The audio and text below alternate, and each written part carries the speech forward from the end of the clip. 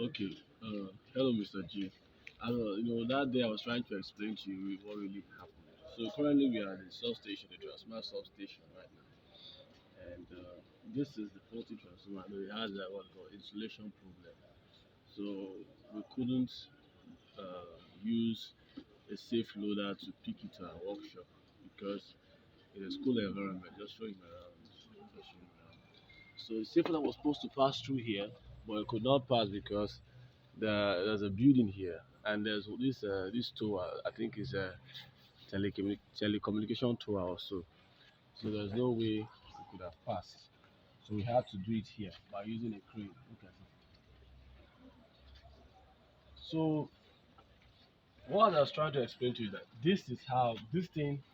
I think it has been in the 1970s or so. This is what they call RMU here.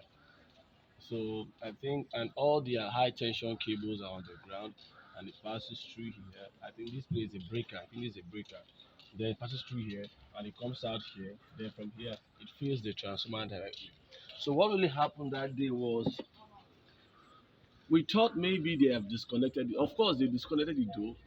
And as we were walking, the three armored cables, the three they used to call them SLP cables, it's no longer here. They've taken it out. So the three cables, the red, yellow, blue, which are the high tension cable, and each of them are 11 kV. So they were resting on the body of the transformer. Now we were very confident that there's no power, that the power has been isolated. So while I was walking down there trying to like pull the coil up from the transformer, because it's an old, very old archaic transformer that it's not like the modern ones that's easy to pull out. So while we were just walking, all of a sudden we just heard a short circuit sound and a blue flame. So we're like, we just jumped. Myself and my colleague doing this video now. We're on top of the transformer tank trying to lose the coil from inside. That was when we heard the sound, and we just jumped out.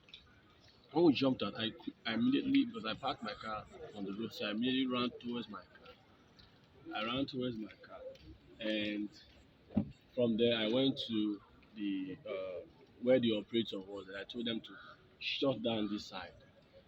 So the guy shut it off, and the short circuit stopped.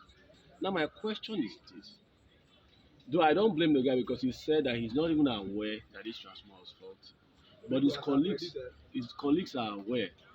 His colleagues are aware. So the question is, these three cables, the high voltage side, they were resting on the body of the tank, and there was a serious short circuit. So why didn't we get shot? That's the first question. Two, after the troubleshooting and they've off the line from from their power station, they took this out. So they came here. Inside this place is where I think there's a fuse box here.